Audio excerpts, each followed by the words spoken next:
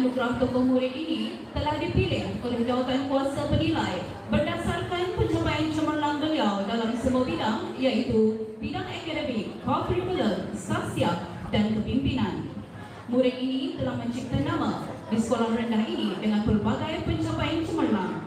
Beliau adalah seorang murid yang tekun, berdedikasi dan berbakat dalam pelbagai bidang. Dengan pelbagai pencapaian dan kepribadian yang membanggakan, ini tidak heranlah beliau menjadi inspirasi kepada rakan-rakannya serta kebanggaan kepada guru-guru dan keluarganya.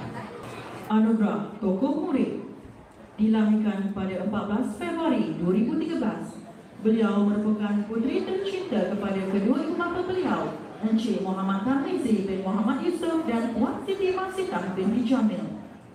Sejak menjejakkan kaki ke sekolah ini, beliau sudah memperlihatkan kepribadian yang matang, tenang dan sentiasa menghormati semua. Tahun demi tahun, wataknya berkembang sebagai seorang murid yang berdisiplin dan bertanggungjawab. Kepercayaan yang diberi oleh pihak sekolah untuk memegang jawatan sebagai ketua pengawas membuktikan ketokohan dan kepimpinannya. Walaupun memikul amanah yang berat, beliau tetap menjalankan tugas dengan penuh dedikasi, berhemah dan menjadi contoh kepada rakan sebaya. Dalam kesibukan menguruskan pelbagai tugasan, kecemerlangan akademiknya tidak pernah tergugat. Beliau menerima anugerah pencapaian terbaik kelas 6 Seroja di samping meraih mata pelajaran terbaik bagi sains, reka bentuk teknologi dan pendidikan seni visual. Kecemerlangan beliau turut terserang dalam dunia kurikulum. Beliau aktif dalam bidang pantun, bahas, pidato dan pengangkat dengan rekod pencapaian yang mengagumkan.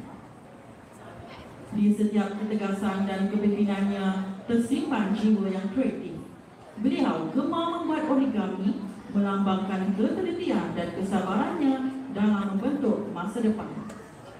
Cita-citanya pula ingin menjadi jurutera kimia, satu impian yang besar seiring dengan minatnya terhadap ilmu dan inovasi. Dengan segala kepribadian unggul, pencapaian akademik yang cemerlang dan kecemerlangan dalam kurikulum, beliau benar-benar layak dinobatkan sebagai Tokoh Murid 2025. Tokoh Murid Sekolah bagi tahun 2025 dianugerahkan kepada saudari Nur Natalia Puri binti Muhammad Tarmizi dari kelas 6 Seroja. Dengan ini, majlis menjemput yang berusaha Tuan Haji Ahmad Azam Shah bin Abdul Majid bersama Dipti Jemputan mengiringi yang berusaha Puan Zuraida binti Zakaria bagi menyampaikan anugerah Tokoh Murid bagi sesi 2025. Dipersilakan. Setiap kejayaan seorang anak pastinya tidak akan tercapai tanpa sokongan kasih sayang dan doa daripada kedua ibu bapa.